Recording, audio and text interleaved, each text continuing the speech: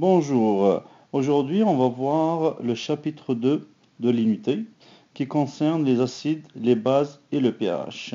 Mais avant de commencer dans les détails, on va voir quelques rappels sur les acides et les bases qu'on a vu l'année passée. Alors je rappelle d'abord les définitions de l'acide et d'une base.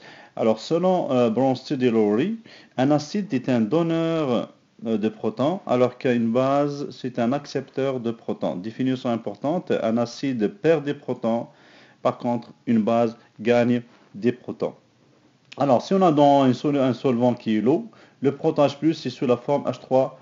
Alors, dans ce cours, H+, va devenir H3O+. Dans la réalité, le H2O peut capter le H+, et devenir H3O+.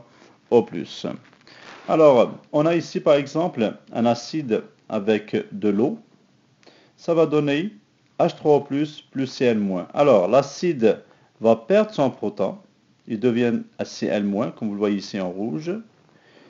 L'eau qui est considérée comme base, l'eau peut jouer le rôle d'une base et d'un acide. C'est une substance amphotère. Ça veut dire qu'elle peut être une base et elle peut être aussi un acide. Alors ici, l'acide, selon Bronsted et Lowry, va perdre le H, ça va donner un Cl, et donc ça va donner ce qu'on appelle une base conjuguée. La base, par contre, va capter un H qui est perdu par l'acide, et ça donnera H3O+, qui devient acide conjugué. Donc acide, base conjuguée, ensuite base, acide conjugué. Voici certains exemples pour identifier la paire acide-base conjuguée dans chacune des réactions. Alors, on a ici l'acide phosphorique, H3PO4, dans l'eau, donc l'acide ici, et l'eau, ça va jouer le rôle d'une base comme tout à l'heure. Alors, l'acide va perdre le H, ça va donner H2PO4-, parce qu'il a perdu un H+, plus H3O+. Le H2PO4- va perdre à son tour un H, en présence de OH-, ça va donner HPO4-, parce qu'il va perdre un H, ça va donner HPO4-. On a moins ici, ça devient 2- puisqu'il a perdu un proton. Le OH- va gagner le H qui a été perdu par H2PO4 et ça va devenir de l'eau. Donc on a ici l'acide, si on prend le premier exemple, H3PO4 va perdre un proton. Donc, il va donner une base conjuguée, que vous voyez ici, avec le moins parce qu'il a perdu un proton. La base qui est l'eau ici va capter ce proton, va devenir H3O+, donc l'acide conjugué. Pour le deuxième exemple, H2PO4-, avec une base, donc ici c'est l'acide bien sûr, donc il va perdre le H, il va devenir HPO4 2-, parce qu'il a perdu un proton, ça c'est la paire conjuguée. Par contre, la base va capter le proton qui a été perdu par l'acide, ça va devenir de l'eau, donc l'acide conjugué. Base, acide conjugué, acide et bien sûr base conjuguée. Voyons maintenant une autre propriété des acides et des bases, c'est la force des acides et des bases. Alors, quand est-ce qu'on dit un acide est fort? Les acides sont forts quand ils se dissocient complètement dans l'eau. Et c'est la même chose pour les bases. Si on a un Cl, ça va donner une dissociation complète en H+, et Cl-. Alors, quels sont les acides forts? Les acides forts, on a deux types. On a les acides binaires qui ont la formule générale HX, où X peut être Cl, Br et I, donc les halogènes, à l'exception du fluor, qui fait une liaison très forte avec l'hydrogène, donc il a une dissociation très faible, ce qui donne un acide faible. Alors, les oxoacides, qui contiennent des atomes d'oxygène, dans lesquels le nombre d'atomes d'oxygène excède par 2 ou plus le nombre de protons qui peuvent être dissociés. Alors par exemple, on a l'acide nitrique, le nombre d'oxygène dépasse le nombre d'hydrogène de 2 fois au plus. Alors là, ici, c'est bien sûr de 3 fois. L'acide sulfurique, on a ici le nombre d'oxygène dépasse de 2 fois le nombre d'hydrogène. Donc l'acide sulfurique, c'est un acide fort. L'acide nitrique, c'est un acide fort. Donc il faut que le nombre d'oxygène excède de 2 fois au plus le nombre de protons ou de H+, qui peuvent être dissociés du composé qui est l'acide. Pour les bases fortes, tous les oxydes et les hydroxydes des métaux alcalins, par exemple le NaOH, le KOH, donc toutes les bases des métaux alcalins, donc premier groupe du tableau périodique, sont des bases fortes. Les oxydes et les hydroxydes des métaux alcalinotéraux aussi, en bas du beryllium. Par exemple, le CaOH2 et BOH2. Donc en bas du beryllium, toutes ces bases sont considérées comme bases fortes. Donc les groupes alcalinotéreux en bas du beryllium. Voyons maintenant comment utiliser des calculs pour reconnaître un acide fort ou une base forte. Et pour cela, on va commencer par un exemple. Lors d'une expérience, une élève ou un élève verse 25 ml d'acide nitrique à 1,40 mol par litre dans un bécher qui contient 15 ml d'une solution d'hydroxyde de sodium à 2 mol par litre. La solution produite est-elle acide ou basique? Quelle est la concentration de l'ion qui rend la solution acide ou bien basique? Donc, avec les calculs, on veut savoir est-ce que la solution est basique ou acide, et on veut savoir bien sûr la concentration du composé qui rend bien sûr la solution acide ou bien basique. Alors ici on a l'équation chimique, on a de l'acide nitrique HNO3 avec l'hydroxyde de sodium NaOH, comme vous voyez ici c'est une neutralisation, donc ça donnera un sel qui est du NaNO3 plus H2O, donc un déplacement qui est double.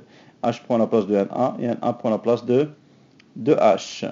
Alors là, on a les concentrations molaires, on a le volume. Alors, concentration molaire, c'est le nombre C est égal N sur V. Si on veut trouver la quantité en mol, c'est bien sûr c'est C fois V. Alors ici, on a la concentration molaire, 1,40 mol par litre, fois le volume, 25 millilitres, qu'on convertit en litres, on divise par 1000. Donc ça donnera le nombre de moles qui est 0,0350 moles. La même chose pour la base, 2 fois, dans la concentration molaire est de 2 fois le volume qui est de 0,0150, ici dans les données 15 millilitres, qu'on convertit en litres, ça donnera 0,0300 moles. Comme le rapport est de 1 pour 1, donc le NaOH est considéré comme réactif limitant parce que est en moins de concentration. Donc l'étape 3, il faut trouver le réactif limitant. Alors, la concentration ou bien la quantité excédentaire de HNO3, ça va être 0,0350 mol moins 0,0300 mol parce que HNO3 est considéré comme le réactif en XC. Donc la différence entre les deux nous donne la quantité de HNO3 en XC. Ça donne 0,0350 moins 0,0300 mol de NaOH et ça nous donnera 0,0050 mol. Donc la quantité est de 0,050 mol ou bien 5 fois 10 puissance moins 3 mol de H3+. Ensuite, on peut bien sûr convertir ce nombre de moles en concentration molaire.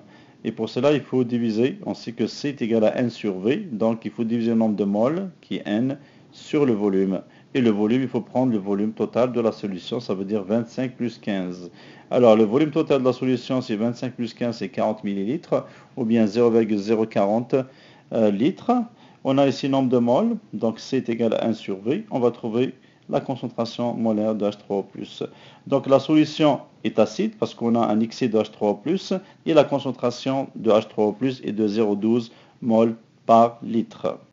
Voyons maintenant l'équilibre des acides et des bases faibles. On a dit que l'eau est une molécule amphotère, ça veut dire que c'est une molécule qui peut se comporter comme un acide et comme une base. Alors voyons l'exemple ici. On a 2H2O, ça donne H3O+, plus OH-. Donc H2O plus H2O, ça donne H3O+, plus OH-. Si on écrit la constante Kc, on va voir les produits comme on l'a appris sur les réactif. Donc concentration d'H3O+, fois concentration de H- sur H2O au carré, parce qu'on a un 2 devant H2O. Mais regardez bien, ici vous avez le liquide, ici vous avez aqueux. Oui, on a dit déjà que les substances pures, liquides ou solides, n'affectent pas l'équilibre. Dans ce cas, on peut écrire H2O au carré fois Kc est égal H3O+, fois OH-. Donc la constante d'équilibre, K de l'eau, ça va être Ke qui va être égal à H3+ fois OH-. Alors, à l'équilibre, on considère que la concentration H3O+ est la même que la concentration OH- qui est égale à 10 puissance moins 7. Alors 10 puissance moins 7 fois 10 puissance moins 7 nous donnera 10 puissance moins 14. Donc Ke, qui est la constante d'équilibre de l'eau, est égal à la concentration d'H3+, fois la concentration de OH-, qui est égale à 10 puissance moins 14. Donc on appelle ça constante de produit ionique de l'eau. On a trois types de solutions en fonction de la concentration d'H3 plus d'OH-. Si la concentration d'H3 plus est égale à la concentration d'OH-, on parle de solution neutre, donc pH est égal à 7, donc la concentration H3 plus est égale à 1 fois 10 puissance moins 7, comme on l'a vu avec l'eau pure, qui est pH 7. CH3 plus supérieur à H-, ça veut dire que la solution est acide, donc le pH est inférieur à 7, donc H3 plus est supérieur à 10 puissance moins 7. Si H3 plus est inférieur à H-, donc la solution est basique, le pH est 7, et H3O+ est inférieur à 10 puissance moins 7. Alors, on va utiliser la constante à l'équilibre de l'eau pour trouver la concentration H3O+ et OH-. Voici un exemple. Trouve la concentration H3O+ et la concentration OH- dans chaque solution de l'acide nitrique à 2,5 mol par litre, de l'hydroxyde de barium à 0,16 mol par litre.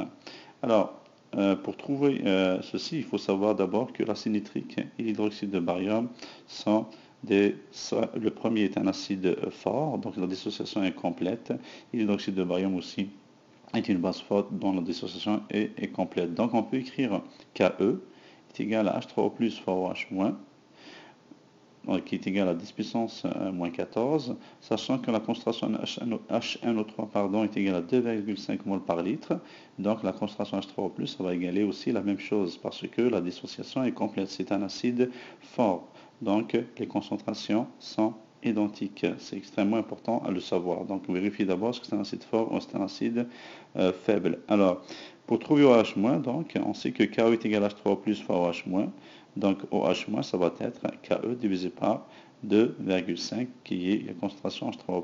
Ça va donner 4 fois 10 puissance moins 15 mol par litre.